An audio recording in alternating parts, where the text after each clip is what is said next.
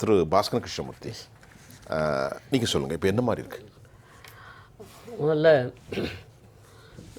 எந்த தவறுமே செய்யலை.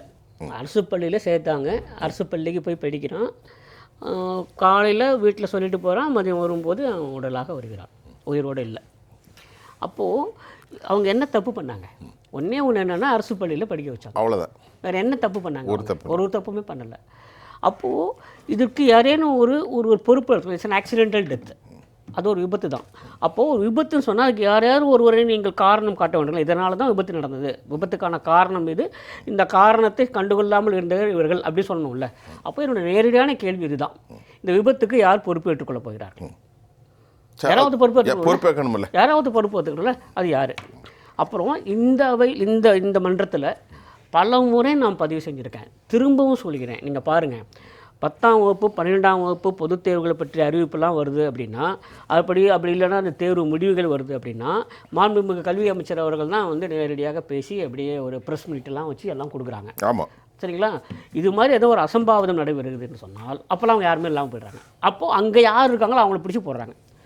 நான் பார்த்த செய்தி தான், தெரியல, தலைமை ஆசிரியர் மீது நடவடிக்கை எடுக்கப்படும் அப்படின்னு போட்டிருக்காங்க, சரிங்களா? அப்போ இங்கெல்லாம் யாரும் வரமாட்டாங்க.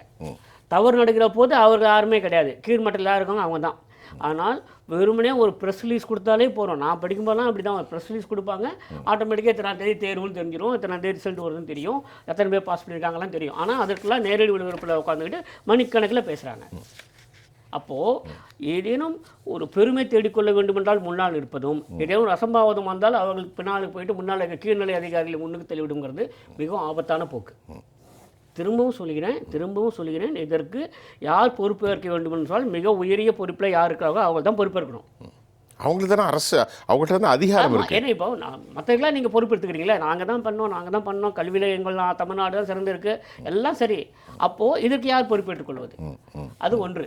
அப்புறம் இரண்டாவது, தொடர்ந்து சொல்லி கொண்டு வருகிறோம், பள்ளி கட்டுமானங்கள் சரியாக இல்லை, பள்ளியிலே ஆசிரியர்கள் இல்லை, போதுமான வகுப்பறைகள் இல்லை, இத்தனை மாணவர்களுக்கு இத்தனை கழிப்பறைகள் வேண்டும் என்று எங்கேயானு இருக்கின்றா, அதுவுமே இல்லை, எதுவுமே இல்லை. ஆனால் என்ன நடக்குது அப்படின்னா, இங்கே போய் பாருங்கள், ஒவ்வொரு மாவட்டத்திலையும் ஓரிரு பள்ளிகளை மட்டும் தேர்ந்தெடுத்து அதை மட்டும் ரொம்ப பெருமாக வச்சு அங்கே தான் விழா நடக்கும், அங்கே தான் எல்லா நிகழ்ச்சியும் நடக்கும், அது எடுத்து காட்டுவாங்க, அரசு பள்ளி எப்படி இருக்கு சொல்லுவாங்க.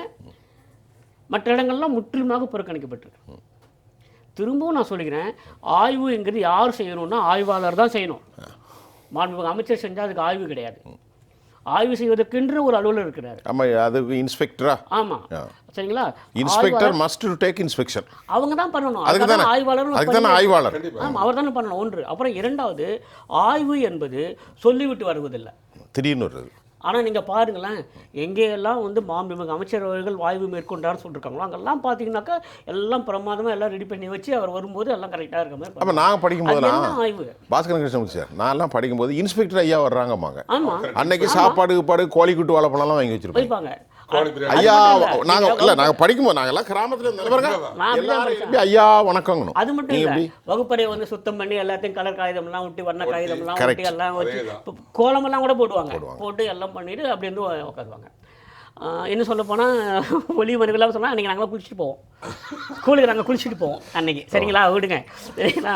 வாசமாக நல்ல ஒரு பார்க்குறதுக்கு லட்சணமாக இருங்கடா. ஆமாம் சொல்லுவார், மூஞ்ச மாதிரி தூங்கிட்டு இருக்காரு ஒருங்காரா. ஆமாம், நம்பிக்கை இருக்குங்களா? ஆமாம், அவதான் கேட்பான், ஐசக் நியூட்டன் யார் அழகா அடிப்பான். முதல்ல எல்லாம் ரெடி பண்ணி வச்சு இதெல்லாம் ரெடி பண்ணி ஆயுத பூஜை கொண்டாடுற அவருக்கும் தெரியும்.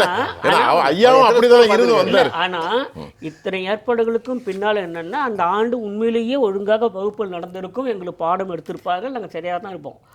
அன்றைக்கு தான் நாங்கள் எதுவும் இதெல்லாம் பண்ணுறவங்கலாம் இல்லை. ஆனால் இப்போ என்ன நடக்குதுன்னா, அந்த மேக்கப் மட்டும் தான் நடக்குது. ஆக்சுவலாக மேக்கப் போட்டு ஜம்முன்னு வச்சு ஒப்பனை தான், சரிங்களா? ஒப்பனைகளை வச்சுக்கிட்டு நீங்கள் ஒப்பேற்ற முடியாது, சரிங்களா? உண்மையில கலை நிலவரம் என்ன அப்படின்னு நீங்கள் பார்த்தீங்கன்னாக்க, ஒவ்வொரு மாவட்டத்திலும் தேர்ந்தெடுக்கப்பட்ட ஓரிரு பள்ளிகளில் மட்டும்தான் கவனம் செலுத்தப்படுகிறது, மற்ற இடம் கவனம் செலுத்தப்படுவதில்லை. கவனம் செலுத்தப்பட்டு அதை ஃபோக்கஸ் பண்ணுறாங்க. ஆமாம், எங்கே கவனம் செலுத்துகிறாங்களோ அங்கே மட்டும். அதில் அரசு பள்ளிகள் பார்த்தீங்கன்னா, நான் கூட பார்த்தேன் ஒரு 8 மாதம் முன்னே ஏதோ ஒரு பத்திரிகையில் வந்திருந்து, அரசு பள்ளி போலவே இது தெரியவில்லை, அப்படி நல்லா இருக்கு அப்படின்னு சொல்லிட்டு. ஆமாம், அது போட்டு டெல்லிக்கு சிமமாக வருது. நம்ம ஐயா டெல்லிக்கு போனாங்களே, ஸ்டாலின் ஐயா. கேளுங்க, அப்போது எல்லா அரசு பள்ளிகளும் அப்படி தான் இருக்கிறதா யாராவது கேள்வி கேட்கணும்ல, ஊடகத்துலேருந்து யாராவது கேள்வி கேட்கணும்ல. அப்படியா, பரவாயில்லையா, அப்போ நானும் ஒரு அரசு பள்ளி போய் பார்க்குறேன், அங்கே இதே மாதிரி இருக்கா பார்க்கலாமா அப்படின்னா இல்லை. அவர்களாக எந்த ஒரு பள்ளியை தேர்ந்தெடுத்து ஒரு புகைப்படம் போட்டு எவ்வளோ நன்றாக இருக்குன்னு காட்டுகிறார்களோ அது மட்டும் வைத்து நம்பிக்கொண்டு நம்ம இருக்க முடியாது. அதனால தான் இந்த பிரச்சனையே வருது. இதே மாதிரி எல்லா இடத்துலையும் சார் ஒன்றும் இல்லைங்க சார், உங்களுக்கு தெரியாதது இல்லை. அது பெருந்தலைவர் காமராஜரோ எம்ஜிஆரோ ஜெயலலிதாவோ முதல்வராக இருந்திருந்தால் இந்த நேரத்துக்கு என்ன பண்ணியிருப்பாங்க அப்படின்னா, அசம்பாவிதத்தை நம்ம ஏற்றுக்கிறோம், நமக்கு தெரியாமல் அசம்பாவிதம் நடப்பிருக்கு. ஆனால் என்ன பண்ணியிருப்பாங்க, உடனடியாக அந்த கல்வி அந்த துறை அமைச்சர், உடனடியாக அந்த மாவட்ட அமைச்சர் அங்கே இருப்பாங்க. சரி, நான் கேட்குறேன் பாஸ்கரன் சார், 41 பேர் இறந்தாலும் 3 மணிக்கே சிஎம் அங்கே போயிட்டாரே, எந்த ஊருக்கு? கடலூருக்கு. அதெல்லாம் ஐயா போய் சொல்லுவாங்க. நான் கடலூருக்கு தான் சொன்னேன். கரூருக்கு. சாரி, கரூர். இப்போ நான் அந்த கேள்வி கேட்டு வரேன் உங்கள்கிட்ட வரேன். இல்லை, அது மாதிரி இன்னொன்று சொல்லி முடிச்சிடுறேன். கல்வித்துறையை பொறுத்தவரையில் கடந்த சில ஆண்டுகளாக 5 ஆண்டுகளாக 4 ஆண்டுகள் சொன்னால் அரசியல் ஆகிடும். அதனால் கடந்த சில ஆண்டுகளாக கல்வியினுடைய தரமும் சரி, கல்வித்துறையுடைய கட்டுமானமும் சரி அதர பாதாளத்துக்கு போயிருக்குங்கிறது தான் உண்மை. சரி, மாலை எனக்கு வந்து ஒரு மாற்றுக்கிறதே கிடையாது, அப்படி தான் இருக்குது. அது சரி செய்வதற்கான அந்த ஒரு முனைப்பும் காட்டப்படவில்லை. இல்லை, அது நம்ம இப்போ தான் என்னுடைய இன்ட்ரோவில் மெட்ராஸ் யூனிவர்சிட்டியுடைய நிலையை பற்றியும் சொன்னேன். இன்னும் ஸ்கூல் இருக்குது, கல்வி நிறைய இருக்குது விஷயம். வேதனையோட சொல்கிறேன், இல்லை சிறுவனுடைய அந்த உயிர் காவு கொடுக்கப்பட்டதை பற்றி இன்னும் சீரியஸாக பேசியிருக்கலாமா தோணுது. இதெல்லாம் பொதுவான அம்சங்கள் தான். இன்றைக்கு எந்த ஊடகமும் இதை கையில் எடுக்கல, ஜெயா ப்ளஸ் மட்டும்தான் கையில் எடுத்திருக்கு. Very good. மற்ற ஊடகத்துக்கெல்லாம் they have been so indifferent, so insensitive, உணர்ச்சியற்ற ஊடகமாக இருக்கிறது. நாம் தான் எடுத்திருக்கோம். நல்லா யோசிச்சு பாருங்கள். சொல்லுங்கள் சார், எவ்வளோ மனசு கனமாக இருக்குது. கண்டிப்பாக கனமான மனசு. அந்த மாணவன் இறந்து போயிட்டால் சுற்றி அந்த பள்ளியில் படித்த மாணவர்களும் சுற்றி நிற்கிறாங்க. அவங்க எந்த அளவுக்கு மன உளைச்சலுக்கு ஆளாக இருப்பாங்க. ரொம்ப பெரிய டென்ஷனில் இருப்பாங்க. யாராவது அதை பற்றி பேசுகிறோம், டென்ஷனில் இருப்பாங்க. இதெல்லாம் விடுங்க, இந்த கட்டுமான நிச்சயமெல்லாம் அதை விட்டுருங்க. எனக்கு வேண்டியது நேரடியான ஒரு கேள்வி. இந்த பிள்ளைக்கு யாரை பற்றி உடனடியாக வந்து நிதி உதவி அறிவிக்கிறாங்க. என்னங்க இது? உடனடியாக நிதி உதவி தான், அவ்வளோதான். தலைமை ஆசிரியர் மீது நடவடிக்கை. அந்த குடும்பம் என்ன ஆகுது? அந்த குடும்பம் இன்றைக்கி எந்த நிலைமையில் இருக்குது? ஒரு பிள்ளையா இருந்தால் என்ன செய்வாங்க? 12 வயது சிறுவன் பள்ளிக்கு போயிட்டு வரேன்னு போகிறான், அங்கே சாப்பிட்றான், சோறு வந்து விழுந்து போகுது. அது எவ்வளோ பெரிய ஒரு இடியாக அந்த குடும்பத்துக்கு வந்திருக்கு. அங்கே உடன் படிக்கிற பசங்களாம் எப்படி இருப்பாங்க? இன்றைக்கி அந்த ஸ்கூல் நடக்குதா? இன்றைக்கி அந்த பசங்க அங்கே போயிருக்காங்களா? அவங்க நிலைமை என்ன?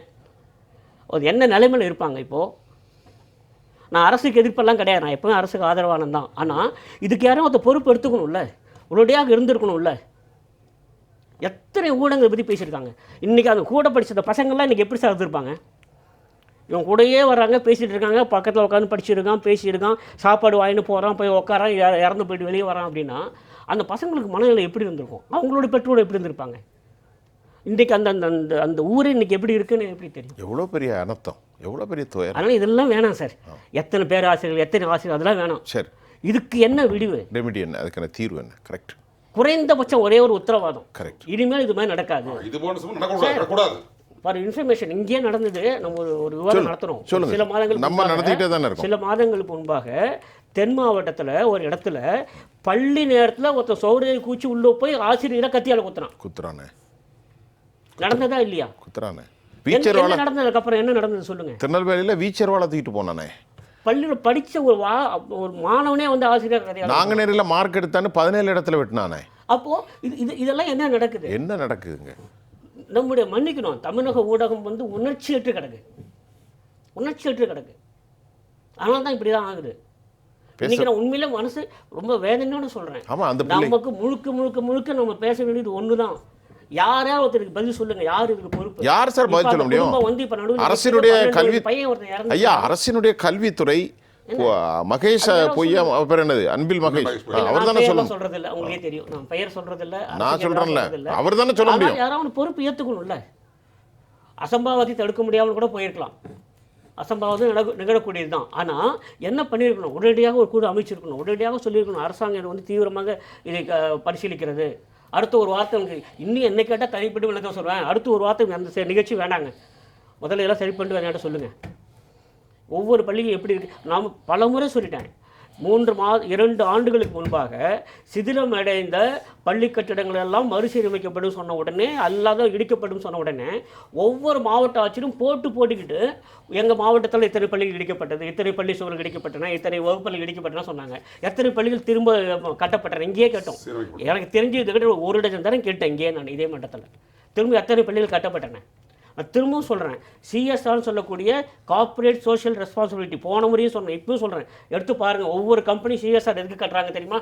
பள்ளிக்கூடத்தில் கழிப்பறை கட்டுறதுக்கு அவங்க கொடுக்குறாங்க கார்ப்பரேட்லேருந்து. சிஎஸ்ஆர் இருந்தால் தானே அந்த காசு இது வந்து அதை வாங்கி கட்டிவிட்டு ஆனால் அரசு பண்ண மாதிரி சொன்னால் என்ன அர்த்தம்? இந்த கார்ப்பரேட் சோஷியல் 100 கோடிகள் நீங்கள் எடுத்து பாருங்கள். சிஎஸ்ஆர் சும்மா போய் அடிச்சு பாருங்கள், யார் எந்தெந்த நிறுவனம் எவ்வளோ சிஎஸ்ஆர் கொடுத்துருக்கு பாருங்கள். எல்லாம் தொடக்க பள்ளிகளுக்கு, அரசு பள்ளிகளுக்கு அங்கே தான் போகுது. அந்த ஃபண்ட் எங்கே போகுது? என்ன நடக்குது? அந்த ஃபண்ட் எங்கே போகுது? எங்கே இருக்கணும்? அது ரிப்பேர் பண்ணணும். எனக்கு வந்து இந்த ஆசிரியர்கள், தலைமை ஆசிரியர்கள், பேராசிரியர்கள், அது ரெண்டாவது. எனக்கு வேண்டியது இது மாதிரியான இன்னொரு உயிர் போகாதுங்கிற உத்தரவாக எனக்கு யார் கொடுக்க போகிறாங்க? அந்த குடும்பத்துக்கு யார் பதில் சொல்ல போகிறாங்க? இன்னைக்கு இந்த நிகழ்ச்சி பார்க்குறாங்க வச்சுக்கோங்க, குடும்பத்துக்காரங்க எவ்வளோ பெரிய கஷ்டம். யாருமே அதை பற்றி பேசலையே சார். யாருமே பேசல. ஒரு செய்தி சொல்கிறேன், பாஸ்கரன் சாருடைய அந்த இறுக்கமான மனநிலை பங்குறேன். ஒரு தாய் தன் தந்தை கொஞ்சி குழாவி சின்ன பிள்ளை வளர்த்து ஆணும் பெண்ணும் கோலமிட்டு பொட்டு வைத்து ஸ்கூலுக்கு அனுப்புகிறாங்க. கொஞ்ச நாளைக்கு முன்னாடி ரயிலில் அடிபட்டு செத்து போச்சு சார். ரயில்வே கேட்ட திறந்து எந்த ஒரு இது இப்போ பக்கத்தில், காஞ்சிபுரம் பக்கத்தில். அந்த தாய்க்கு தந்தைக்கு எவ்வளோ இனி காலமெல்லாம் அவள் மரணித்து கொண்டே இருப்பாள். என் பிள்ளை இருந்தால் நல்லா இருக்குமே, என் பிள்ளை இருந்தால் நல்லா இருக்குமே. சார் அந்த பிள்ளைங்க எப்படி இருப்பாங்கன்னு நினைக்கிறேன் சார். சுற்றி அந்த கிளாஸில் படிக்கிற பசங்க நின்றுட்டு இருக்காங்க. ஒரு புகைப்படம் தான் பார்த்தேன், அதுக்கு மேலே பார்க்கறதுக்கு நம்ம சக்தி இல்லை. பார்க்குறேன் அவங்களோட மனநிலை எப்படி இருக்கும் யோசிப்பாங்க. பெரிய அளவில் இருக்கும். பேசுவோம் இடைவெளிக்கு அப்புறம் இல்லையா? அது ரொம்ப அதெல்லாம் நம்ம போய் யாராவது போகணும். அதுக்கு ஒரு மன உயர் நிபுணர் அனுப்பணுவாங்க.